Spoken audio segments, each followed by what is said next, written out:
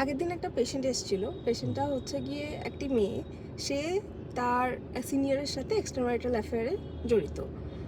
সব কিছু transparent clear ছিল তাদের মধ্যে, কিন্তু যখন সম্পর্কটা আস্তে আস্তে এগোতে শুরু করলো, তখন একটা অধিকার বোধ থেকে মেয়েটি আস্তে আস্তে এটা সহ্য করতে পারছে না যে সেই ভদ্রলোক তার টাইম পুরো ফ্যামিলিকে দিচ্ছে কখনো কখনো, বা তার বাচ্চাকে দিচ্ছে।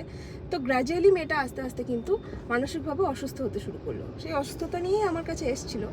তো তুমি কি মনে করো, এই যে এক্সট্রাম্যারিটাল অ্যাফেয়ারে এখন খুব বেড়ে গেছে রেট সেভাবে বলতে গেলে, তো কিভাবে এটা হ্যান্ডেল করা দরকার?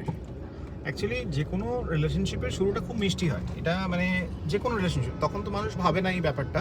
কিন্তু প্রবলেমটা হয় যখন এই যে ইমোশনাল ডেপথ তৈরি হয় আস্তে আস্তে, তখন এই অন্য একজনের প্রেজেন্স, যেটা প্রথম থেকে সে জানতো কিন্তু সেটাকে মেনে নিতে পারে না, এবং তখন কিন্তু প্রচণ্ড রকমের তাদের রিলেশনশিপের মধ্যে তিক্ততা শুরু হয়, এবং আলটিমেটলি এই সমস্যা রেগুলার একটা সমস্যার মধ্যে পড়ে দুজনে, এবং অনেক মেন্টাল হেলথ ইস্যুস হয়, দুজনেরই হয়।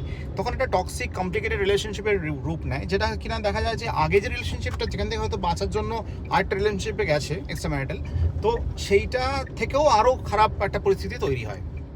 এই জন্য আমাদের আগেই এই জিনিসটা কিন্তু, যেগুলো মানে সোশ্যাল নর্মসের বাইরে এই ধরনের রিলেশনশিপ কিন্তু কোনোদিন আমাদেরকে হ্যাপিনেস দিতে পারে না, বেশিরভাগ ক্ষেত্রে হ্যাপিনেস দিতে পারে না।